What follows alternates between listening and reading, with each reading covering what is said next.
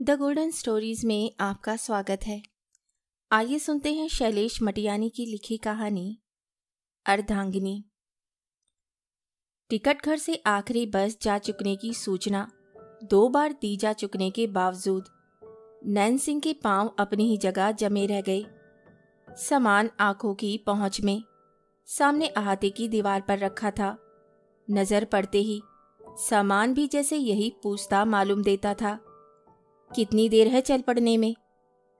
नैन सिंह की उतावली और खींच को दीवार पर रखा पड़ा सामान भी जैसे ठीक नैन सिंह की ही तरह अनुभव कर रहा था।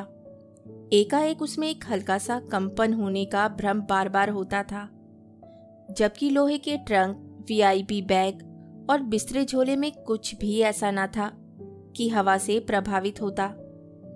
सारा बंटाढार गाड़ी ने किया था, नहीं तो दिया जलने के वक्त तक गांव के गवेटे में पांव होते। ट्रेन में ही अनुमान लगा लिया था कि हो सकता है गोधुली में घर लौटती गाय बकरियों के साथ साथ ही खेत जंगल से वापस होते। घर के लोग भी दूर से देखते ही किए नैन सिंह सूबेदार जैसे चले आ रहे हैं। खास तौर पर भिमुआ की माँ तो सिर्फ धुंधली सी आभा मात्र से पकड़ लेती कि कहीं रमुआ के बाबू तो नहीं। सरप्राइज विजिट मारने के चक्कर में ठीक ठाक तारीख भले ही नहीं लिखी, मगर महीना तो यही दिसंबर का लिख दिया था। तारीख ना लिखने का मतलब तो हुआ कि वे कृष्ण पक्ष, शुक्ल पक्ष सब देखें। कैसी माया है, कैसी माया है कि छुट्टियों पर जाने की कल्पना के समय से ही चित्त के भटकने का एक सिलसिला सा प्रारंभ हो जाता है। कैंट की दिनचर्या जैसे एक बवाल टालने की वस्तु हो जाती है। स्मृति में मुंह सामने के वर्तमान की जगह पिछली छुट्टियों में का व्यतीत छा जाता है। पहाड़ की घाटियों में कोहरे के छा जाने की तरह, जो खुद तो धुंध के सिवा कुछ नहीं, मगर जंगलों और पहाड़ों तक को अंतर्धान कर देता है। आखिर यही मोहग्रस्ता घर के आंगन में पहुंचने तक कहीं भीतर भीतर उड़ते पक्षियों की तरह साथ साथ चलती है। दिखाई कुछ भी सिर्फ सपनों में पड़ता है, लेकिन आवाज तो जैसे हर वक्त व्याप्त रहती है। क्या गजब कि टनकपुर के समीप पहुंचते पहुंचते आंख लग गई थी, जबकि आंख खुलने के बाद फिर रात से पहले सोने की आदत नहीं। जाने कौन साथ में यात्रा करती महिला कहीं बाथरूम की तरफ को निकली होगी। बिल्कुल भिमुआ की माँ के पांवों की सी आवाज हुई थी। छुट्टियों में घर पर रहते हैं तब तक ध्यान नहीं जाता, लौट आते हैं तब याद आता है कि भैंसिया छाते में इंतजार करते, सिगरेट पीते, कोई फिल्मी गाना गा रहे होते। आसमान में या चंद्रमा होता था या सिर्फ तारे। रात के सन्नाटे में एक तरफ सोलगाड़ का बहना कानों तक आ रहा था, दूसरी तरफ घर का काम निपटाकर आ रही है सूबेदारनी के झांवरों की आवाज ही क्यों, धीरे धीरे आकृति उपस्थित होने लगती है। धीरे धीरे तो बाबू, बच्चों सभी की, मगर मुख्य रूप से उसी की, जो कि 2-3 वर्षों के अंतराल में छुट्टियों की तैयारियां होते ही प्रकृति की तरह प्रकट होती जाती है, जिसके साथ छुट्टियों में बिताया गया समय कबूतरों की तरह कंधों पर बैठता, पंख फड़फड़ाता अनुभव होता है। मन में होता है कि यह ट्रेन सुसरी तो बार बार ऐसे अड़ियल घोड़ी की तरह रुक जाती है, यह क्या ले चलेगी, हम इसे उड़ा ले चलें। रेलगाड़ी बस से यात्रा करते भी सारा रास्ता पैदल ही पैदल नाप रहे होने की सी भ्रांति घेरे रहती। गाड़ी रुकते ही देर तक गाड़ी के डिब्बे में पड़े रहने की जगह आगे पैदल चल पड़ने को मन होता है। एक गाड़ी से नीचे तो अगला कदम सीधे घर के आंगन में रखने का मन होता है। घर पहुंच चुकने के बाद तो उतना ध्यान नहीं रहता, लेकिन पहले यहीं की सुबह के उजाले में क्या आलम रहता है, और शाम के धुंधलके या रात के अंधेरे क्या उस स्थान का जहाँ की सूबेदारनी हुआ करती है। स्मृति के संसार में विचरण करते मैं जैसे ज्यादा रूप पकड़ती जाती है। स्वभाव भी क्या पाया है, अकेले ही सारी सृष्टि चलाती जान पड़ती है। सृष्टि है भी कितनी, जितनी हमसे जुड़ी रहे, पींग पींग की लंबी आवाज सुनाई पड़ी तो भ्रम हुआ कि कहीं कोई स्पेशल बस तो नहीं लग रही पिथौरागढ़ को, लेकिन यह तो ट्रक था। निराश हो नैन सिंह ने मुंह फेरा ही था कि पी पी हुई। घूमकर देखा तो फिर वही ट्रक था। जैसे ही रुख बदला फिर वही पी पी। अब ध्यान आया कि ठीक ड्राइवर वाली सीट की बगल में बाहर निकला कोई हाथ। इधर आओ पुकार रहा है। नैन सिंह ने नहीं पहचाना। बनखरी वाली दीदी का हवाला दिया तो नाता जुड़ा कि अच्छा, क्या नाम कि जनसोंती प्रधान का मजला खीमा। हाँ सुना तो था कि इन लोगों की गाड़ियां चलती हैं। खीम सिंह का बोलना देवताओं के आकाशवाणी करने सा प्रतीत हो गया और साथ चलने का सिग्नल पाते ही नैन सिंह सूबेदार सामान ट्रक में रखवाने की युद्ध स्तर की तत्परता में हो गए, जैसे कि ये ट्रक ही एकमात्र और आखिरी साधन रह गया हो गांव पहुंचने का। अच्छा होता अंबाला से ही एक चिट्ठी बनखरी वाली दीदी को भी लिख दी जाती कि फला तारीख के आसपास घर पहुंचने की उम्मीद है। घर वाली ने जागर भी खोल रखा है और हाट की कलिका में पूजा भी देनी होगी। तुम भी 1-2 दिनों को जरूर चली आना। बहनोई तो पाकिस्तान के साथ दूसरी लड़ाई के दिनों में मारे गए। पेंशन याफ्ता औरत है। भाई बहनों के साथ साथ कुछ कर्म क्षेत्र का रिश्ता भी बनता है। पिथौरागढ़ के ज्यादातर गांवों की विधवाओं में तो फौज में भर्ती हुए लोगों की ही होगी, नहीं तो पहाड़ के स्वच्छ हवा पानी में बड़ी उम्र तक जीते हैं लोग। ट्रक के स्टार्ट होते ही नैन सिंह को पंख लग गए हो। ट्रक का रूप कुछ ऐसा हो गया था जैसे कि नैन सिंह सूबेदार बैठे हैं तो वह भी चल रहा है पिथौरागढ़ को। नहीं तो कहाँ इस सांझ के वक्त टनकपुर से चंपावत तक की चढ़ाई चढ़ता फिरता। खीम सिंह ने पहले ही बता दिया था कि रात तो आज चंपावत में ही पड़ाव करना होगा, लेकिन सुबह 10 तक पिथौरागढ़ सामने। यहाँ टनकपुर में ही ठहर जाने का मतलब होता कल संध्या तक पहुंचना। हालांकि घर तो जो आनंद ठीक गोधूली की बेला में पहुंचने का है, दोपहर में कहाँ। शाम का धुंधलगा आपको तो अपने में आवृत रखता हुआ सा पहुंचता है, लेकिन जहां घर पहुंचना हुआ कि उसे कौन याद रखता है। देखिए तो काल भी अजब वस्तु है। सब जगह और सब समय काल ही एक सा नहीं। संध्या का समय जो मतलब पहाड़ में रखता है, खास तौर पर किसी गांव में, वह मैदानी शहरों में कहाँ। पिछले वर्ष ठीक संध्या झूलते में पहुंचना हुआ और संयोग से घर के सारे लोगों से पहले रुकमा सूबेदारनी उर्फ भिमुआ की अम्मा ही सामने पड़ गई। तो क्या हुआ सूबेदारनी का हाल, और क्या खुद सूबेदार का। क्या गजब की 15 साल पहले चैत के महीने शादी हुई थी और बन की हिरनी का सा चौंकना अभी तक नहीं गया। भीड़ भाड़ वाले क्षेत्र पार करते करते खीम सिंह के साथ आशल कुशल और नाना दिगर संवाद करते तथा कैप्टन की सिगरेट की फूंक उड़ाते भी नैन सिंह सूबेदार व्यतीत के धुंधलके में डूबते ही चले गए। खीम सिंह ट्रक के साथ साथ खुद को भी ड्राइव करता जान पड़ता था। उसकी सारी इंद्रियां जैसे पूरी तरह ट्रक के हवाले हो गई थी। और देखिए तो ये टनकपुर से पिथौरागढ़ की तरफ को जाते या उस तरफ से आते हुए रास्ते पर गाड़ी चलाना भी किसी करिश्मे से कहाँ कम है। पलक झपकते में ऐसे ऐसे मोड़ हैं कि ड्राइवर का ध्यान चूकते ही बसीरा नीचे घाटी में ही मिलता है। ट्रक रफ्तार से ज्यादा शोर उत्पन्न कर रहा था। आखिर 2-3 किलोमीटर पार करते करते में ही पहले ट्रेन में रात भर ठीक ना सो पाने की भूमिका बांधी और फिर आंखें बंद कर ली नैना सूबेदार ने, मगर नींद कहाँ। आंख बंद रखते में सड़क ट्रक के साथ ही मुड़ती जान पड़ती थी। ट्रक सड़क के साथ जाता हुआ नीचे अब अतल लगती सी मीलों गहरी घाटियां हैं और खीम सिंह का या खुद ट्रक का ध्यान जरा सा भी चूका नहीं कि सूबेदार नैन सिंह ने हड़बड़ाकर आंखों को खोल दिया तो सामने एक एक परिदृश्य आंखें क्यों बंद कर ले रहे हो। पूछता सा दिखाई पड़ा। सचमुच में नींद हो तो बात और है, नहीं तो टनकपुर पिथौरागढ़ को अधर में टांगती सी सड़क पर कहाँ इतनी निश्चिंतता थी कि आंखें बंद किए कि रुकमा सूबेदारनी की एक एक छवि को याद करते रहो। पिछली छुट्टियों में रामी, यामी, रमुआ सिर्फ 1.5 साल का था और रसाला उल्लू का बच्चा बिल्कुल बंदर के डीगरे की तरह माँ की छाती से चिपका रहता था।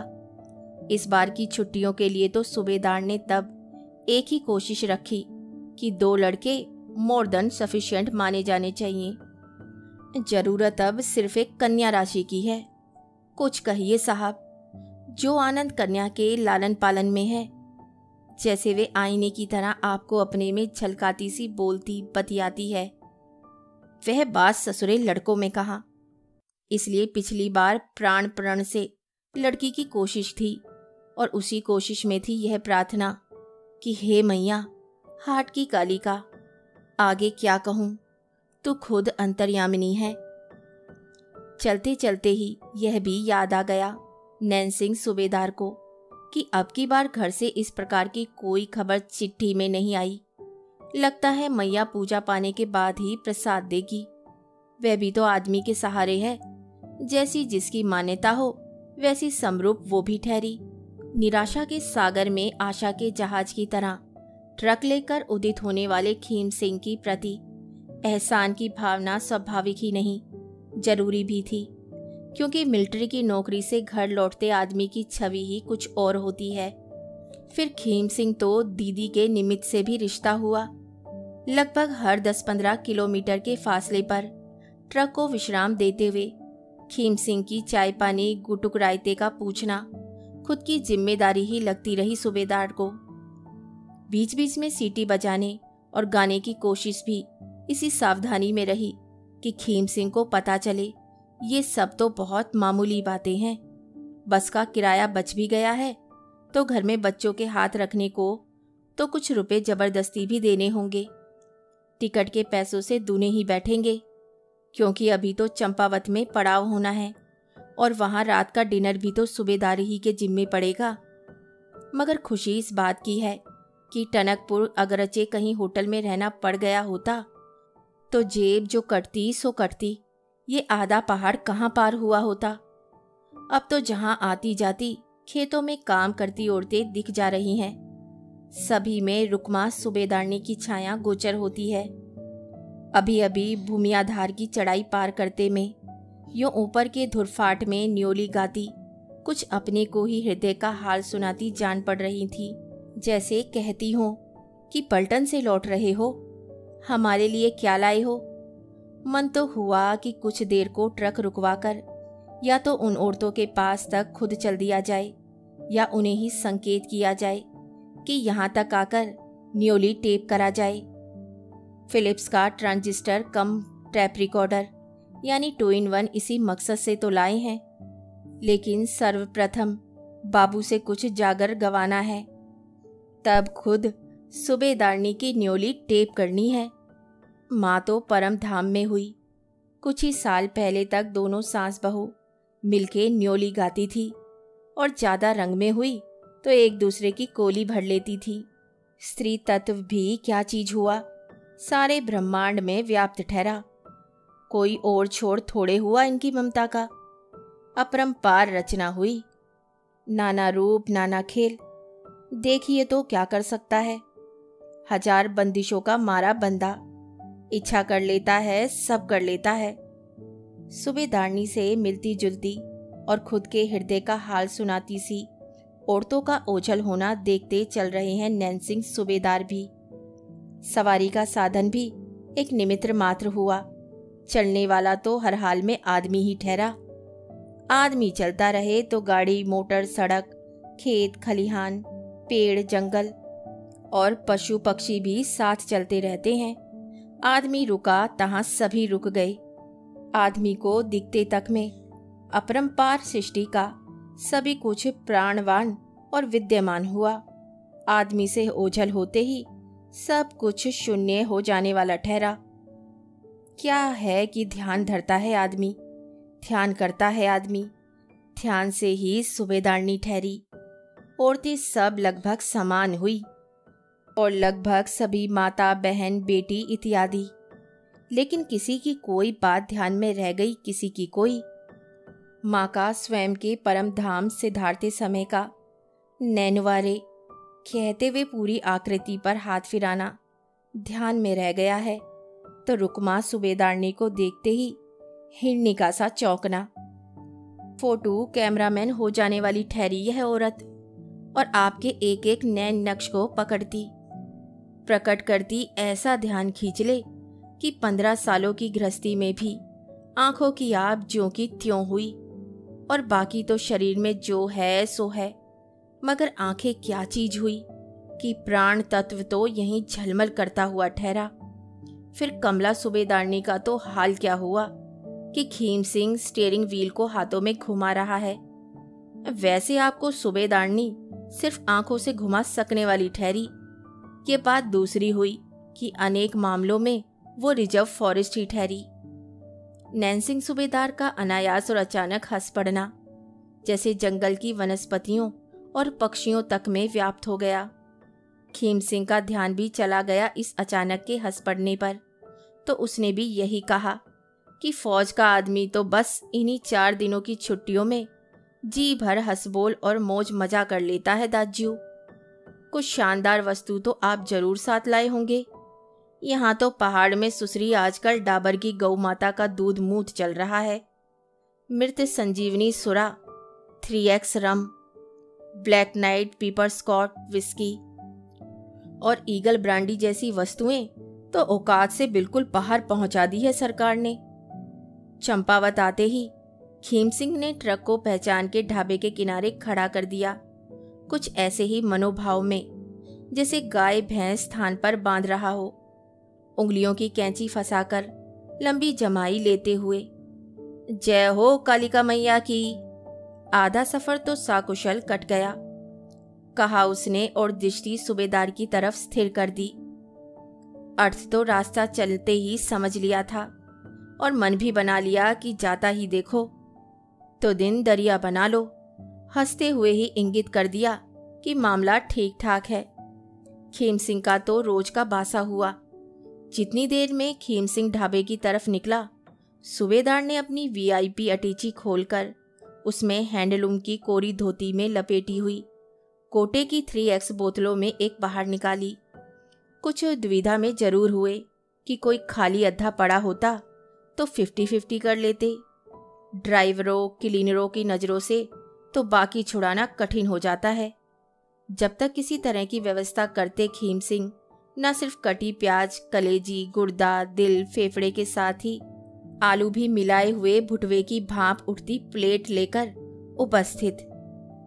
कहो कि पानी का जग लाना रह गया तो इतने में आधी बोतल थर्मस में कर लेने का अवसर मिल गया। चलो अब कहने को हो गया कि कुछ रास्ते में ले चुके। बोतल में बाकी जो बच रही सो ही आज की रात के नाम है।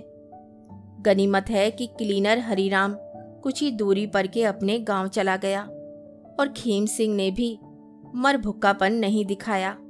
सच कहिए तो आदमी के बारे में अपने हिसाब या अपनी तरफ से आखिरी बात भूलकर तय न करे कोई। बहुत रंगारंग प्राणी हुआ करता है। इसकी आंखों में पड़ रहे हैं आप कुछ और ही, मगर दिल में ना जाने क्या।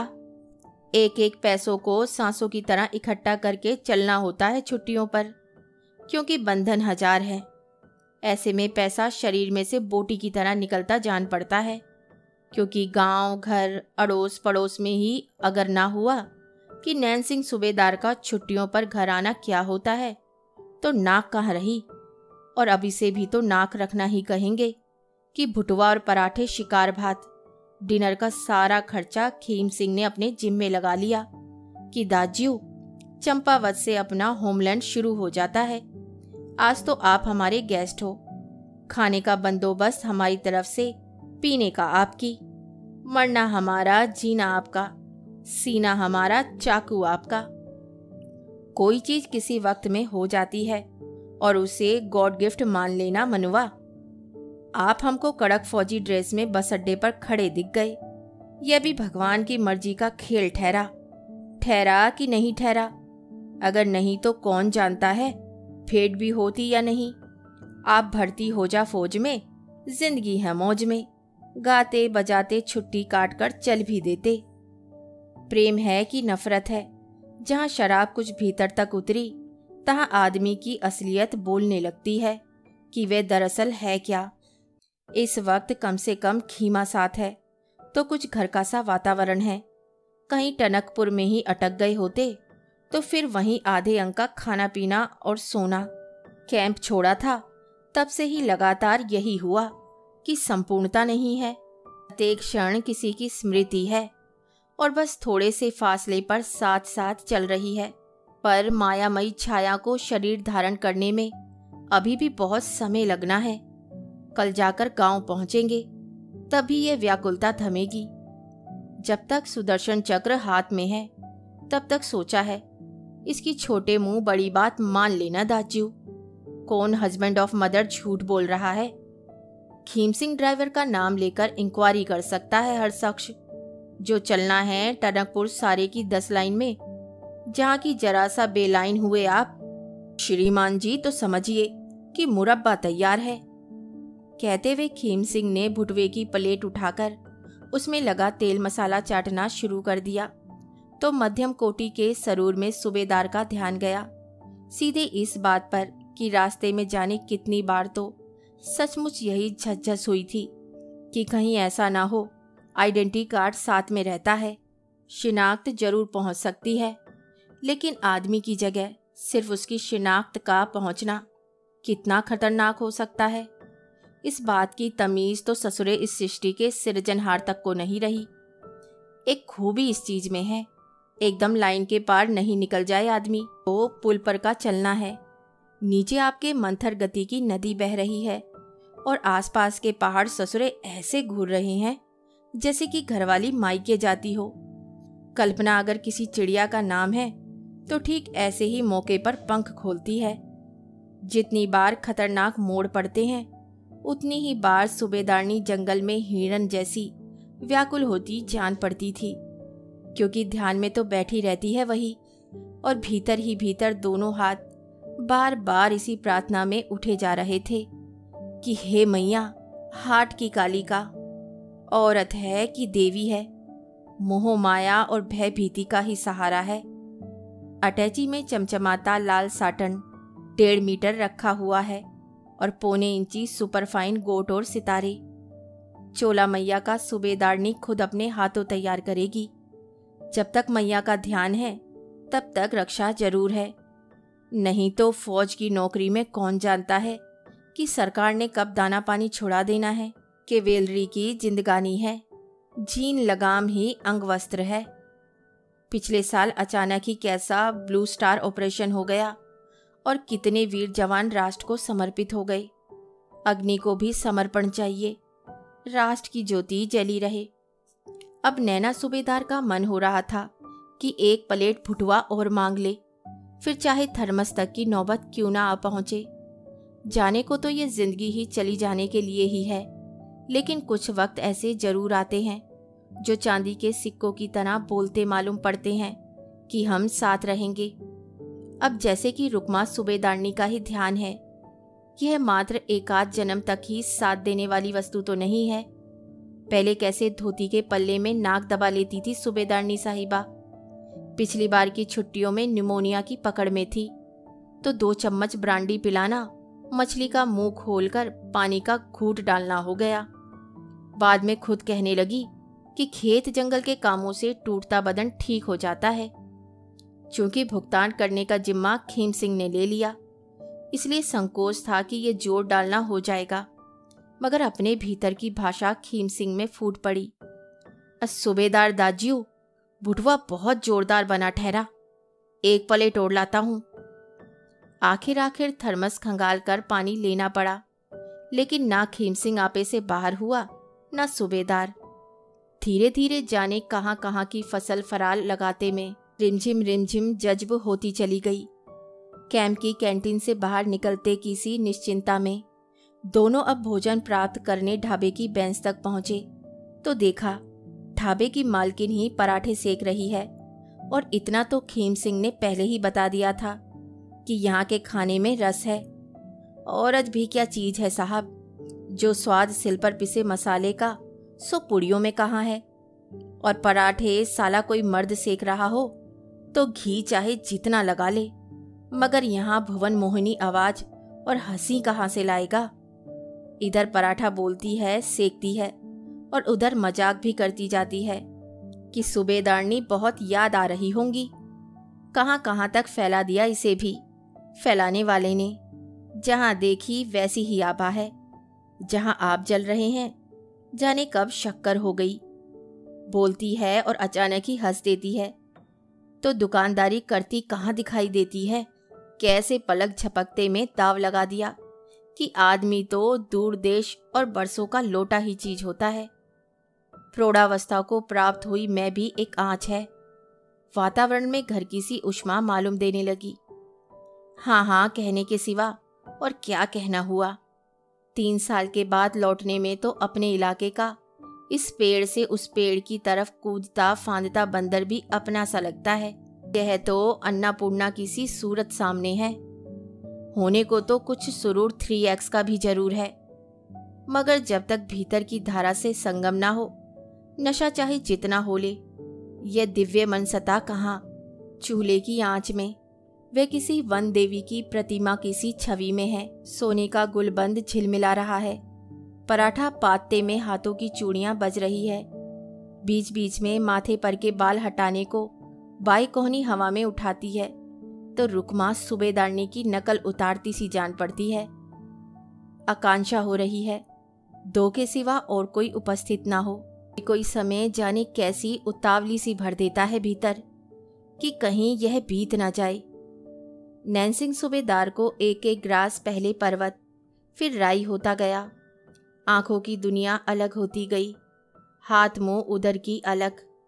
खीम सिंह को तो शायद ये भ्रम हुआ हो 3x ने भूख का मुंह खोल दिया है, लेकिन सूबेदार को जान पड़ा कि यह अकेले का खाना नहीं। बस यही फिर सूबेदारनी का ही सामने बैठा होता सा प्रतीत हुआ। नहीं कि डकार भी आ गई। गिलास भर पानी एक ही लय में गटकते सूबेदार हाथ धोने नल की तरफ बढ़ गए। कुछ क्षण होते हैं, विस्तार पकड़ते जाते हैं, और कुछ विस्तार जो धीरे धीरे क्षणिक होते जाते हैं। रास्ते का एक दिन कटना पर्वत, लेकिन घर पर महीने भर की छुट्टियां कपूर हो जाती हैं। पक्षियों का सा उड़ता समय कान में आवाज देता रहता है, लो आज का दिन भी बीता तुम्हारा, अब बाकी कितने हैं।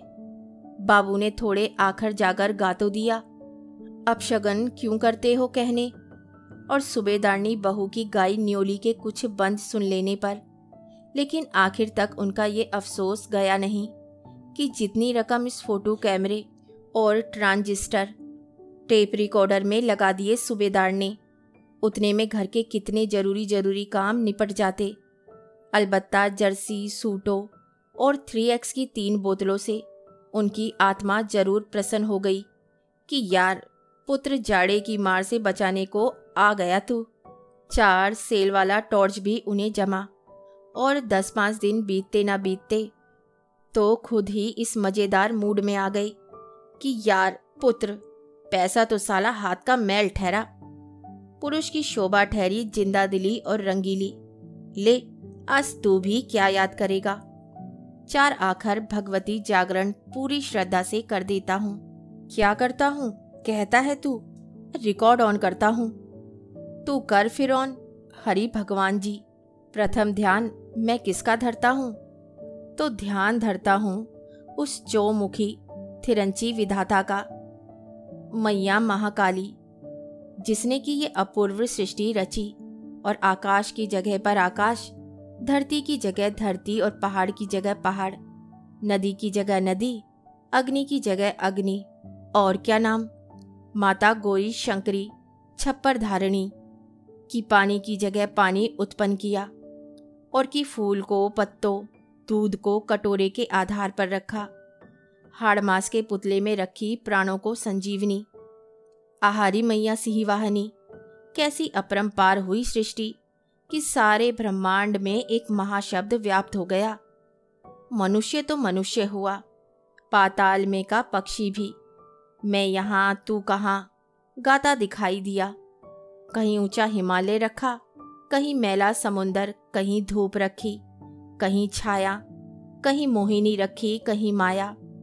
विरंची के बाने सृष्टि रची, विष्णु के रूप पोषण किया और शिव के रूप किया संहार।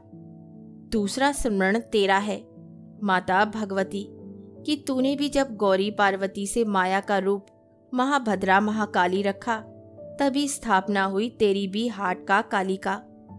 घाट की जोगनी के रूप में घर को घरिणी तू हुई, वन को हिरणी, पूत को माता हुई, पिता को कन्या कुंवारी। बाबू देवी जागरण गाए जा रहे थे। जाने कब गिलास में बाकी बची रम की एक ही घूंट में चढ़ाकर खूंटी पर से हुड़का भी उतार लिया और दुड़तुकी दुड़ का लहरा लगाते पूरी तरह लय में हो गए। उनके माथे पर की चुटिया तक रंग में आ गई। 4 सेल वाला टॉर्च भी उन्हें बहुत जमा और 10-5 दिन बीतते ना बीतते तो खुद ही इस मज़ेदार मूड में आ गए कि यार पुत्र, पैसा तो साला हाथ का मैल ठहरा, पुरुष की शोभा ठहरी जिंदा दिली और रंगीली। ले आज तू भी क्या याद करेगा। 4 आखर भगवती जागरण पूरी श्रद्धा से कर देता हूँ। क्या करता हूँ कहता है तू?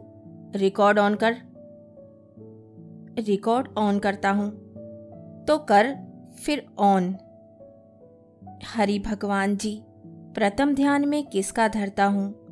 तो ध्यान धरता हूँ उस चौमुखी तिरंची विधाता का, मैया महाकाली, जिसने की ये अपूर्व सृष्टि रची और आकाश की जगह पर आकाश, धरती की जगह धरती और पहाड़ की जगह पहाड़, नदी की जगह नदी, अग्नि की जगह अग्नि और क्या नाम, माता गौरी शंकरी छप्पर धारणी की पानी की जगह पानी उत्पन्न किया और की फूलों को पत्तों, दूध को कटोरों के आधार पर रखा, हाड़ मास के पुतले में रखी प्राणों की संजीवनी, आहारी मैया सिंहवाहिनी, कैसी अपरंपार हुई सृष्टि के सारे ब्रह्मांड में एक महाशब्द व्याप्त हो गया।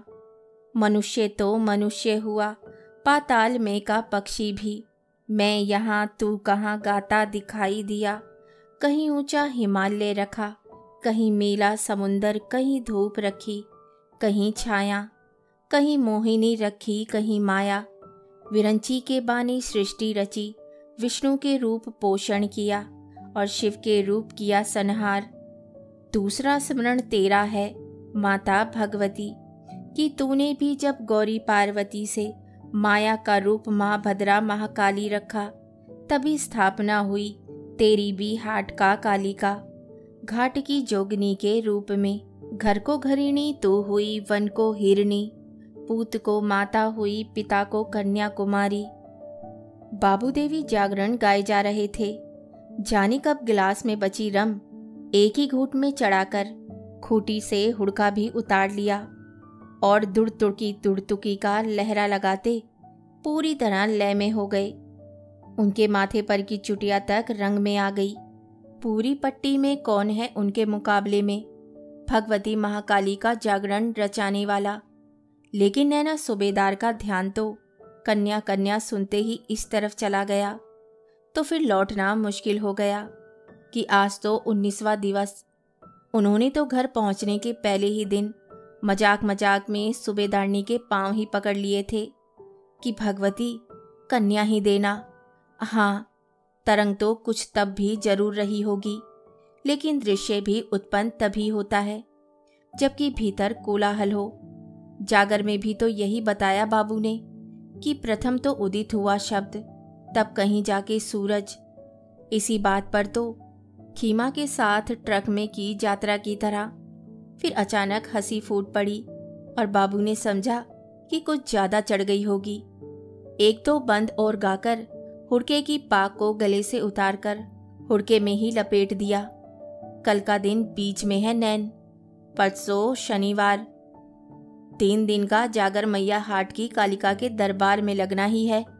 जा सो जा, बहू रास्ता देखती होगी। मैया के दरबार में देखना कैसा जागर लगाता हूँ। आखिरी जागर होगा यह। बुढ़वा जी बदमाश है। बच्चे रास्ता देखते होंगे, नहीं कहते क्या कर रहे थे उस दिन कि जीवन की चक्की का एक पार्ट जाता रहा, एक रह गया। माँ को परम धाम गए ठीक ठीक कितने साल बीते होंगे। जो जो छुट्टियाँ पूछ रह जाती है, बीता और विस्तार पता चल रहा है। चंपावत में रात कैसी बीती थी। भीतर भीतर कोई यहाँ तक जोर बांधने लगा था कि राइफल की नोक पर सामने बिठाए रखो इस औरत को और बताओ इसे कि रोम रोम में जो व्याकुलता जगाई चली गई हो, इसका देनदार कौन है। हवा की जगह आंधी का रूप रखती हुई खुद गायब हुई जा रही हो और नैनसिंह सूबेदार पेड़ की डालों से लेकर पहाड़ की चोटियों तक कांपता पड़ा रह गया है। रात के इस अनंत लगते हुए से सन्नाटे में रूप भी शरीर से है। इसे तुम क्या नैना सूबेदार से कुछ कम जानती होगी भगवती। आंखों से लाचार खींचता है, बलवान तो हाथों से काम लेता है। बली सी बलवान वाली बात पर सूबेदार को खीम सिंह के साथ चुपचाप उठ जाना पड़ा कि कहीं जम्बू बोले यह गध भई, तू क्या बोले कागा वाली बात ना हो जाए। बद अच्छा बदनामी बुरी, तब का व्यतीत अब तक साथ है। अड्डे तक सचमुच 10 बजे से भी कुछ पहले ही पहुंचा दिया था खीम सिंह ने। सुबह सुबह चंपावत से लोहा घाट तक कितनी गहरी और गझिन धुंध थी। ट्रक समेत कहीं अदृश्य लोक में प्रवेश करते होने की भी अनुभूति होती थी और भय। सारा ध्यान इसी बात पर टंगा रहता कि क्या सचमुच इसी जन्म में फिर रुकमा सूबेदारनी होगी और उनके साथ का तालाब में की मछली का सा इस कोने से उस कोने तक का उजड़ना। घर पहुंचने के बाद थोड़ा एकांत पाते ही सूबेदारनी एकाएक दोनों पांव जकड़ लेंगी और सोते से फूट पड़ेगी धरती में। जन्म जन्मांतरों की सी व्याकुलता में उनकी पीठ तक हिलती होगी। तब दोनों हाथ काखों में डाले ऊपर उठाएंगे सूबेदार और सांत्वना देने में एकाकार हो जाएंगे। तब ट्रक की यात्रा में ही जाने कितनी बार हुआ कि परमात्मा तो अंतर्यामी है, उससे क्या छिपा है, मगर बगल में ड्राइवर की सीट पर बैठा खीम सिंह भी ना देख रहा हो। जब कोई जागता है हर क्षण आदमी की स्मृतियों में पशु पक्षी भी भीतर तक झांकते गोचर होते हैं। सूबेदारनी साहिबा से क्या था, उस पहली रात ही की एक आंख से हम देख रहे हैं, एक से तुम। वे भगवती पराठा सेकती जाती और मंजीरा सा बजाती है कि एक पराठा तो ओढ़ लो सूबेदार साहब, और हमें आप ही सेकती खिलाती नजर आती हो। ये तो आपने अब बताया कि कल रात का व्रत रखा था। देखिए कि हम बिना खबर हुए ही 2 जनों का भोजन कर गए।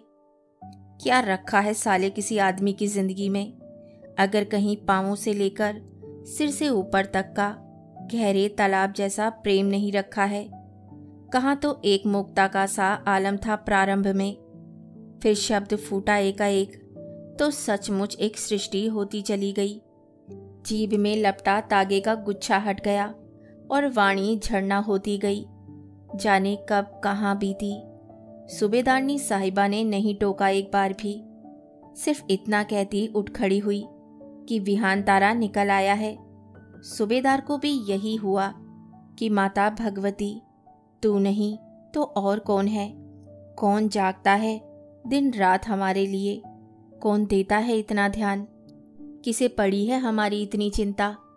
वह गांव पहुंचने की पहली ही रात थी, किंतु डोंगरे बालामृत वाले कैलेंडर में माँ हाट की कालिका के पांवों के नीचे आ पड़े।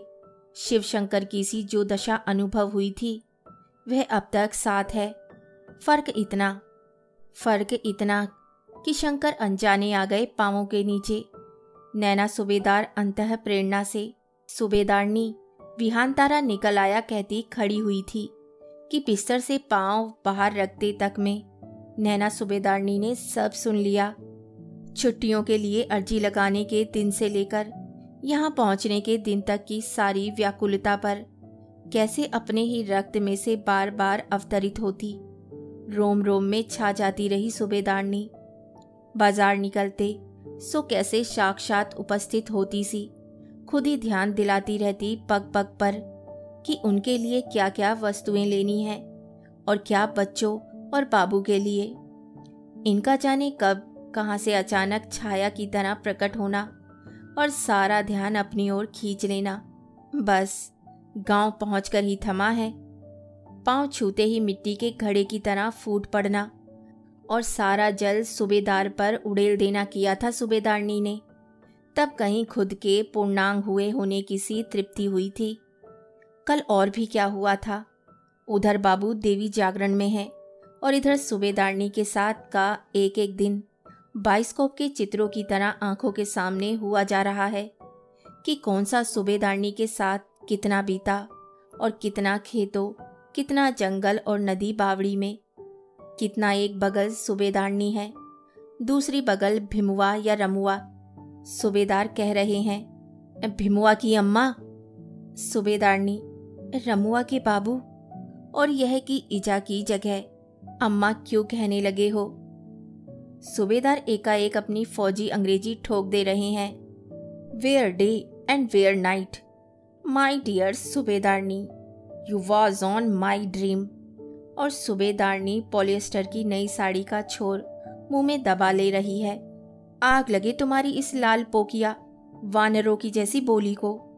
अंग्रेजी का आ नहीं जानती है, लेकिन अंग्रेजी का रंग गुलाबी होता है, इतना उन्हें पता है। सूबेदार समझा देते हैं कि इतना तो माय डियर बिल्कुल करेक्ट पकड़ लिया आपने कि ये लाल पोकिया अंग्रेजी की लैंग्वेज है।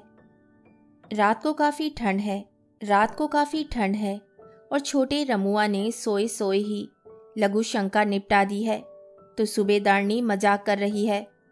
वहाँ फौज में भी ऐसा ही कर देते हो क्या। सूबेदार बदले में कुछ और गहरा मजाक करने की सोच ही रहे थे कि सूबेदारनी की आंखें एकाएक आद्रा नक्षत्र में हो जाती है। मेरे लिए रमुआ में तुम में क्या अंतर हुआ, इसीलिए कहने और मानने को मन करता है कि देवी मैया तू नहीं तो कौन है। 2-3 साल बलि के बकरे की तरह का टंगा होना होता है वहाँ, और कौन है वहाँ जिससे बातें करते खुद के ऊंचे ऊंचे पर्वत शिखरों पर आसीन होने और साथ में किसी के अपने में से ही झरने की तरह फूट या नदी नीचे की तरह बह रहे होने की प्रतीति हो, जहाँ सिर के ऊपर जाने ससुरे कितने कप्तान, जनरल, कर्नल लड़े रहते हैं।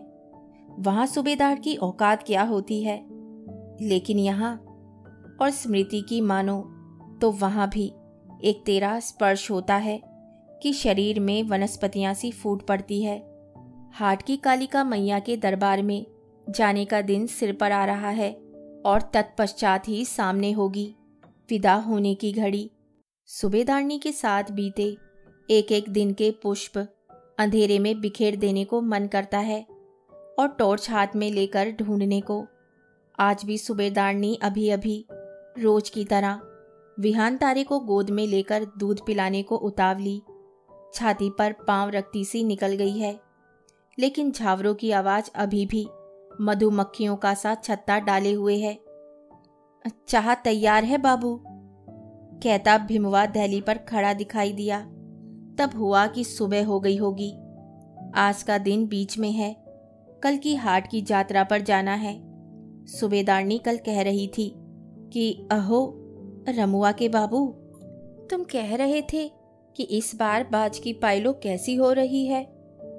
जंगल गांव के उत्तरी छोर में है एक सिलसिला सा है जो 7-8 गांवों के सिराने के सघन हरी तिमा की तरह आर से पार तक चला गया है।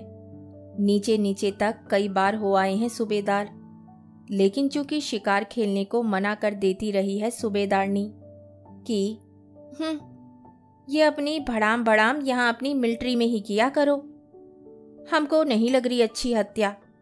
इसलिए सूबेदार भी बस राइफल को कंधे पर सैर भर करवा के लौट आते रहे हैं। लेकिन 2-2 तनतनाते बकरे हाट की कालिका के मंदिर में काटे जाने हैं। एक भिमुआ की बधाई का भाका हुआ, दूसरा रमुआ की। देवी मैया नहीं कहती होगी कि हमें नहीं अच्छी लगती हत्या। खैर वो क्या है, कि बाबू देवी जागरण में कैसे बताते हैं कि एक हाथ में खड़क लिया, दूसरे में गदा, एक हाथ में 16 हाथों में मैया कालिका ने आयुध धारण किए और 2 हाथों में खप्पर। इससे ज्यादा दूर तक मस्तिष्क जा नहीं पाता है, क्योंकि वह तो जब तक 2 हाथों वाली है तब तक हमारी पहुंच में है। आगे का रूप ऋषि मुनियों के ज्ञान की वस्तु हुई।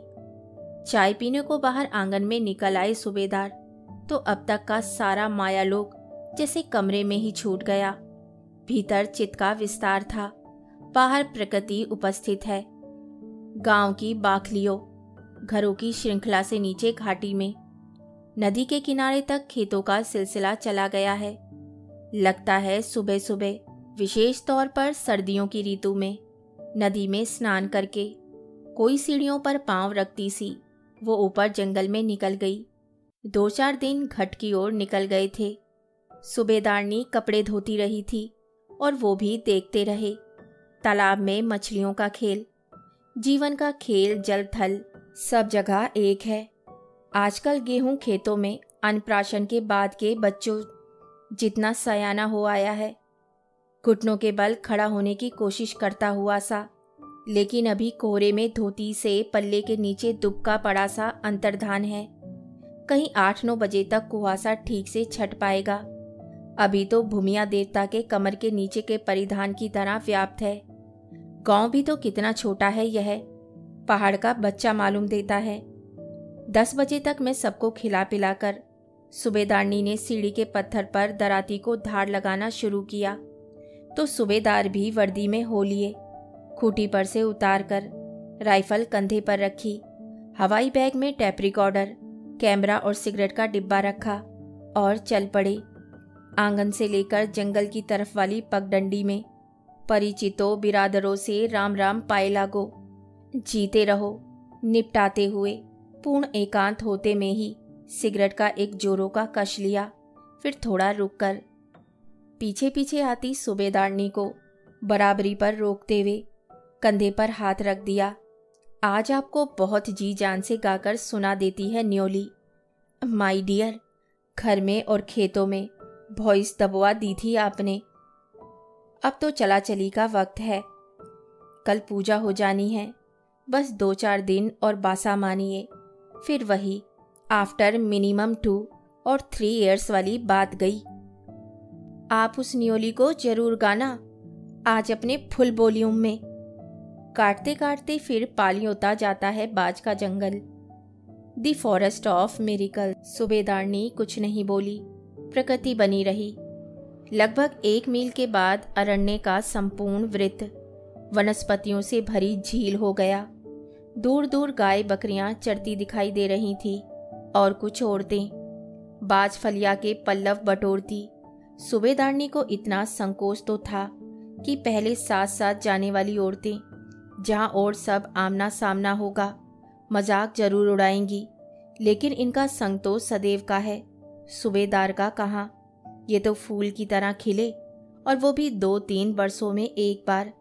1 महीना अपने संग संग में हमें भी खिलाए रहे और फिर अचानक एक दिन आंख ओझल।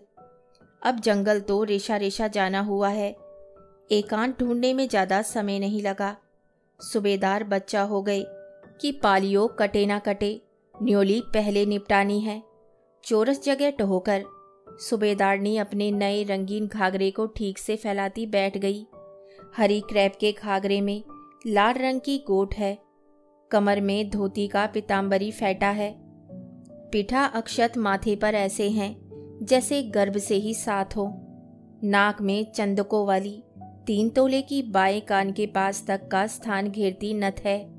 कानों में सोने की मुद्रिकाएं, गले में मोतीमाला, काला चरेवा और गुलबंद है। हाथों में पहुंचियां और पांवों में झावर। पूरे आभूषण धारण किए हैं आज नैना सूबेदार के आग्रह पर। एक हाथ में दराती है, दूसरे में अभी तक बाज फलियांट के पल्लव रखने का जाल था, अब उसमें रंग बिरंगे फूलों वाला घमेला है। क्या रूप है, क्या रंग है। सूबेदार एकाएक उठे, अपनी जगह से सूबेदारनी साहिबा के सिर पर हाथ फेरते हुए ओके कहा, और जंगली मृग होते कुलांच मारते से कुछ फासले पर हो गए। कभी कहें माय डियर जरा सा दाएं, कभी बाएं, कभी मुस्कुराओ, कभी खिलखिलाओ और कभी न्योली गाने की, फिर कभी जंगल में किसी खोए हुए को ढूंढने की सी मुद्रा में हो जाओ।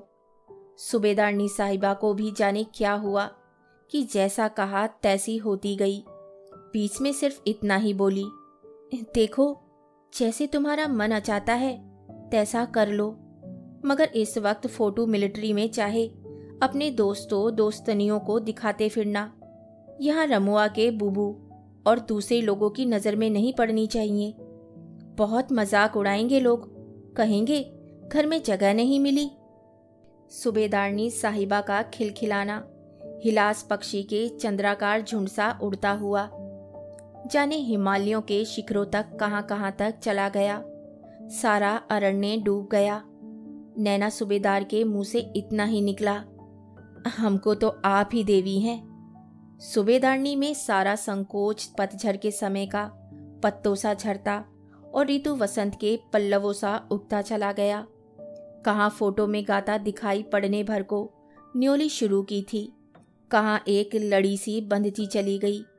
काटते काटते सिर पल्लवित हो जाता है, बांझ का वन समुद्र भर जाता है। मेरे प्राण, नहीं भरता मन। अश्विन मास की नदी में चमकती है असेला मछली, अब जाते हो।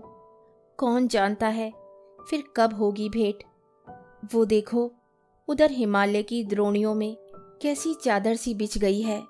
बर्फ पक्षी होती मैं, मेरे प्राण, उड़ती बस उड़ती ही चली जाती तुम्हारी दिशा में। टेप की नई न्योलियों को खुद सूबेदारनी ने सुना तो पहले मुग्ध हुई और फिर फूट फूट कर रो पड़ी। कल रात से अब तक में एकत्र सारा सुख जैसे अपने सारे आचरण पृथक करता हुआ सा एक साथ प्रकट हो गया। लौटते लौटते शरद ऋतु का दिन और छोटा पड़ता गया। सूबेदारनी के पांव भारी हो गए हैं। एक गट्ठर सिर पर लदा है, बांझ और फलियांट के पल्लवों का एक भीतर इकट्ठा है। पालियों उतारने और जाल भर लेने के बाद के विश्राम में सिर सूबेदारनी साहिबा के गोद में था और जू ढूंढने की प्रक्रिया में उनके अंगूठों के नाखून आपस में जुड़ते थे तो लगता था आवाज़ मीलों दूर तक जा रही होगी। तब याद आया था अचानक, फिर वही खेमा के साथ की ट्रक यात्रा में एकाएक उपस्थित होकर सफ़र समाप्त होने तक लगातार विद्यमान रहा मृत्यु भय। सुख अकेले कहाँ आता है। रात के सन्नाटे में नीचे घाटी की दिशा से सियारों का संवेद आता है और याद आता है सूबेदारनी का आंचल होठों में दबाकर यह बताना कि इसी वर्ष जुलाई में गांव के 3 घरों में तार आए। सुना उधर अमृतसर में कोई लड़ाई हो गई। एक साया फौजियों के घर मंडराता फिरता रहा है महीने भर। किसी भी दिन हो सकता है अघटित का घटित होना। फौजी गुजरता है तो सिर्फ तार ही देखने को मिलता है, रूप आकार उसी में सब कुछ देख लो। अच्छा ही है कि जीवन का अंत जब भी हो सूबेदारनी साहिबा से कहीं बहुत दूर हो। हाट की कालिका के मंदिर में देवदार के जुड़वा पेड़ हैं, सैकड़ों वर्ष पुराने। जाना कल है, पेड़ आज ही क्यों याद आ पड़े। दोनों को देखो तो एक में से ही 2 किए हुए से दिखाई पड़ते हैं, लगभग बराबर ऊंचे, बादलों को छूने की बढ़ते हुए से, बराबर सघन। धूप छतरी पर ही अटक जाती है, नीचे कितनी गहरी छाया। इनमें से एक को काट दीजिए तो दूसरा सिंधुनता दिखाई पड़ेगा। माता तू ही रक्षा करना। सूबेदारनी देवी का चोला सिल चुकी है। चढ़ावे की अन्य सामग्रियों के साथ दोनों घंटे भी एक कोने में रख दिए गए थे। भीमू और रामू लाख मना करते भी कभी कभी बजा देते हैं, सो घंटे के वृत्त में खुले अक्षर उनका नाम पुकारते मालूम देते हैं। श्री भीम सिंह, आत्मज ठाकुर, श्री नैन सिंह, आत्मज श्रीमान। हर बार इन छुट्टियों भर का उत्सव है दोनों छोरों पर। इस बार मैया की कालिका के दरबार में बधाइयाँ जानी है तो यही रंग सबसे ऊपर है। बच्चे अपने दादा की नकल में देवी जागरण लगाते हैं। भीमवा ने क्या कहा था कि अगर कोई बहन होती तो उसमें देवी का अवतार कराते। सूबेदारनी साहिबा की प्रतिच्छवि और उतर भी किसमें पाएगी। आधी सृष्टि उसी पक्ष में है, आधी उससे बाहर। घर तो घर है, ऊपर 2 मंजिले पर व्यतीत होते जीवन में नीचे गोठ के पशुओं तक का साझा जान पड़ता है। कुछ ही दिनों हो आए हैं तो भी भैंसे दूहने नहलाने, उधर धार में के पेड़ों पर स्तूप की तरह चिनी हुई घास की पुल्लियों को उतरवाने तथा लकड़ी फाड़ने, नाना प्रकार के छोटे छोटे घरेलू काम हैं। यहाँ आकर समझ में आता है कि एक सूबेदारनी के सिर पर कितने काम। भाई कोई संग आया नहीं, बहनें थी, एक आसाम गई है अपने परिवार के साथ, दूसरी 4 दिनों की आई बनखरी वासी दीदी हवा के साथ साथ लौट गई। सबके अपने अपने कारोबार हैं। कहो कि बुड्ढे जी अभी भी छोटे मोटे कई काम निपटा लेते हैं। इस बार यही तो समझ रहे थे कि आधी पेंशन पर ही चले आओ। सूबेदारनी भी यही चाहती है, मगर अभी और 4-5 साल खींच लेना ही ठीक है। फौज के रहे को फिर यहाँ कौन सी नौकरी दुकानदारी करनी है, पूरी पेंशन लेकर घर बैठना है, यहीं खेती बाड़ी संभालनी है और बच्चों को आगे बढ़ाना है। सोचते जाओ तो जीवन के तर्क पीठ पर सवार होते जाते हैं। सूबेदारनी से कुछ छिपा नहीं रहता। कभी अड़ोस पड़ोस घूमने में लगा देती है, कभी नमकीन और प्याज सामने लगा देती है। खाने पीने की चीज़ों में कुछ छूट जाए, 2-4 दिन घरेलू व्यंजनों की होश, कभी भट मदिरा का जोजा और लहसुन हरी धनिया का नमक है, कभी चौमास से रखी कड़ी ककड़ी का रायता, गड़ेड़ी का भंग पड़ा रसदार साग और पूरियाँ, कभी मुट्ठी भर लहसुन पड़ी और घी में जम्मू से छोकी मसूर की दाल है, हरी पालक लाही का टपकिया और ताजे ताजे उखल कूटे घर के चावलों का भात। कभी घर में ही बकरा कट गया, सान सून भुटवे से लेकर सिरी मणुओं का शोरबा। घर में ना हुआ, कभी कभी पास पड़ोस से आ गया शिकार, कभी शहर से खाने पीने फसक फराल हर चीज की बाहर।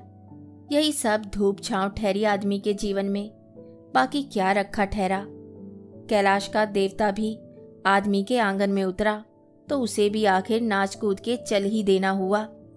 बाबू बड़े गिदार हुए, कितनी कहावतें हुई उनके पास। कभी तरंग में हुए तो नातियों के साथ साथ बहू को भी बिठा लिया।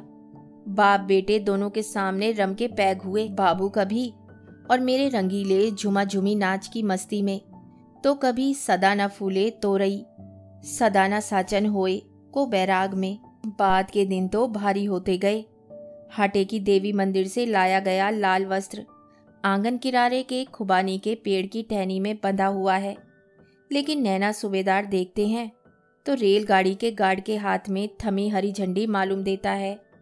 हवा में हिलता है तो चलो चल पड़ो कहता सुनाई पड़ता है। और इस वक्त हाल यह है कि सारा सामान बंधा पड़ा है, लेकिन कुली अभी तक कहीं नहीं दिखाई पड़ा। कल शहर स्कूल जाने वाले बच्चों से कहलवा भेजा था कि किसी भट्ट को भिजवा दे, हिमालय होटल का बची सिंह, मगर कहीं कोई चिन्ह ही नहीं है। गांव का हाल यह है कि कूली का काम PWD या जंगलार के ठेकों पर करने वाले अनेक हैं, लेकिन बिरादरों का बोझ उठाना गुनाह है। माया मोह में रह भी गए अंतिम गुंजाइश तक। अब अगर कल सुबह तक टनकपुर ही नहीं पहुंच पाए तो अंबाला छावनी कहाँ समय पर पहुंचना हो पाएगा। कई बार जी में आता है कि खुद ही ला दें और चल पड़े। वापसी का सामान है बहुत भारी नहीं, मगर जो देखेगा सो ही हंसेगा। सारी सूबेदार साहिबी मिट्टी में मिल जाएगी। सूबेदार बार बार सिगरेट सुलगा रहे थे और बार बार घड़ी पर आंखें जाती थी। बाबू बूढ़े और कमजोर हैं, बच्चे कच्चे, 1.5-2 घंटे से कम का रास्ता नहीं। बस अड्डे तक का और दोपहर बाद तो आखिरी बस। क्या ट्रक मिलना भी कठिन हो जाएगा।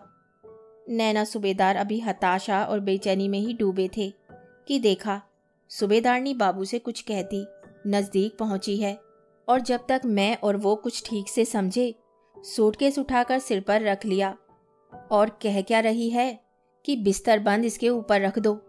सूबेदारनी के कहने में कुछ ऐसी दृढ़ता थी और परिस्थिति का दबाव कि सूबेदार के पांवों से सिर तक एक झुरझुरी सी तो जरूर हुई। मगर इस तर्क का कोई जवाब सूझा नहीं कि मुंह ताकते तो दिन निकल जाएगा। थोड़ी दूर तक तो चले चलते रास्ते में कुली जहां भी मिल जाएगा। नई बात इसमें कुछ नहीं। छुट्टी पर आते में कुली साथ आता है, वापसी में घर के लोग पहुंचा देते हैं। सिपाही लांस नायक तो अपना सामान खुद ही नहीं उठाते। हवलदार सूबेदार की तो नाक ही कटी समझिए। गांव की सरहद के समाप्त होते होते चित काफी कुछ व्यवस्थित हो गया। बाबू और बच्चों की आकृतियां धुंधली पड़ती गई। गाय भैंस बकरियों तक की स्मृति कुछ दूर तक साथ चलती आती है। सरहद तक तो खेत तक साथ चलते मालूम पड़ते हैं।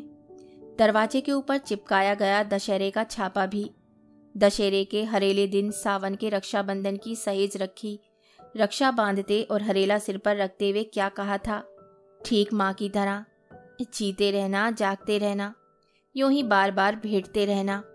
सियार की ही जैसी बुद्धि हो, सिंह का सा बल, चातकों सा हठ हो, योगियों का सा ज्ञान। 999 रक्षा का मंत्र तो खुद सूबेदार को भी याद ठहरा। येन बदो बली राजा, दानवेंद्रो महाबल।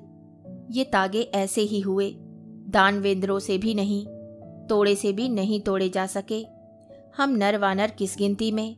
माँ जब तक हुई ठीक यही इस गधेरे तक आती रही छोड़ने। यहीं रोककर स्वच्छ गंगा जल अंजुलि में भर लाती थी और सूबेदार के माथे पर छिड़कती, बाहों में बांध लेती थी। तागों का एक पूरा जाल हुआ। घर पहुंची तो अदृश्य हो जाने वाला ठहरा। वापस लौटते में लोहे के तारों का गढ़ना, ये सब जीवन का सामान्य प्रवाह हुआ। किसने पार पाया, कौन पा सकेगा। मुखसार की ऋतु में बैल खुले हैं, जुलाई के वक्त कहाँ। एक के बाद दूसरा सिगरेट जलाते हुए यही गाने का मन हो रहा है कि चल चल उड़ जा रे पंछी। एक टैप रिकॉर्डर, कैमरा हवाई बैग में है। इसके अलावा टिफिन भी सूबेदार के हाथ में। रूल कभी कभी उन्हीं से टकराकर बज उठता है। सूटकेस और सफारी होलडाल सूबेदारनी साहिबा के सिर पर है। यूं तो अनेक का यही सिलसिला है।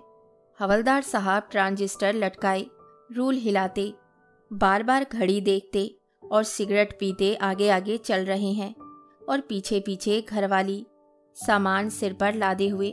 मगर नैना सूबेदार के साथ ये पहला अवसर है। कभी भी अपने से 2 अंगुल कम करके तो देखा ही नहीं।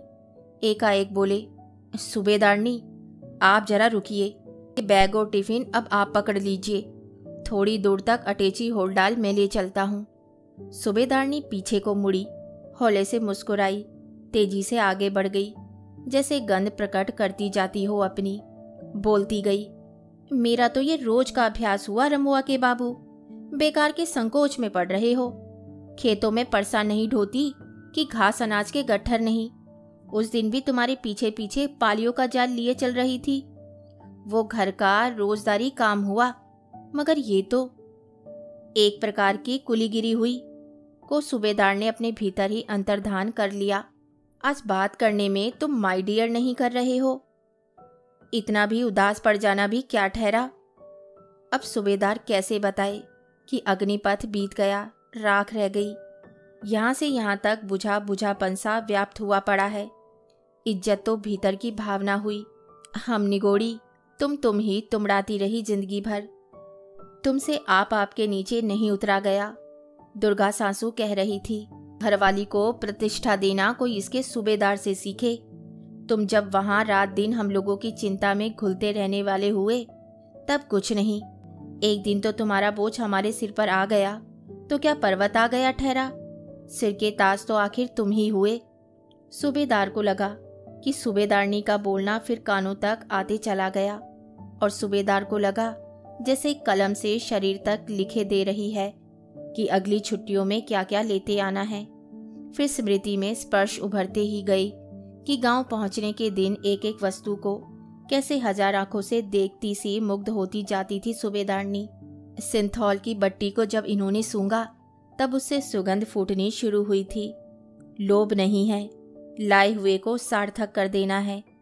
इस वक्त ये मत भूलना, वह जरूर लेते आना कि सारी रट सूबेदारनी के उत्साह और गरिमा बढ़ा देने के लिए है।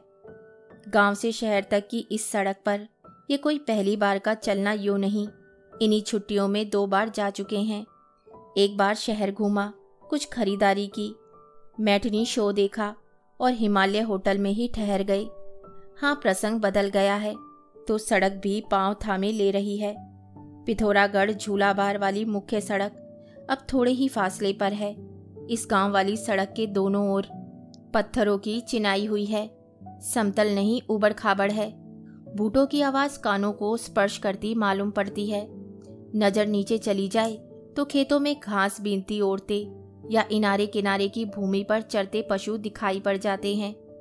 ऊपर आसमान की तरफ देखो, यही सब पक्षी बनकर उड़ते से जान पड़ते हैं। जहाँ तक ये गांव वाली कच्ची सड़क जाती है, सब एक है। पक्की डामर वाली सड़क आते ही पृथक हो गए होने का आभास होता है। दूर खड़ा भराड़ी का जंगल याद रखना, भूलना मत, पुकारता सा आगे हो आ रहा है और प्रकृति सूबेदारनी की ही भांति घाघरा फैलाए बैठे मालूम पड़ती है। मुसनियोले ज़्यादा लंबे नहीं उड़ते, सिर्फ एक से दूसरी झाड़ी तक फुदकते हैं और चींची मचाए रहते हैं।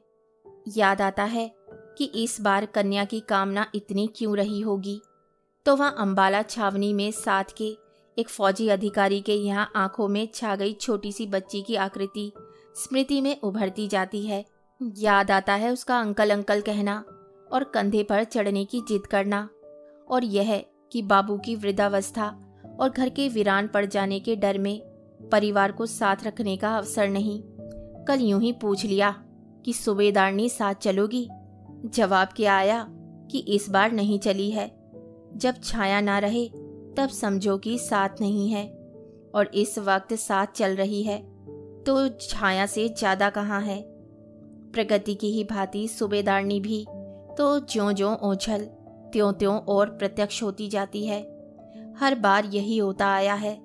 बस में बैठते ही स्मृतियाँ पक्षियों के झुंडों की तरह उदित हो जाती है भीतर। कौन दिन कौन क्षण कैसा बीता सूबेदारनी के साथ, जंगल में हवा की तरह बजने लगता है भीतर।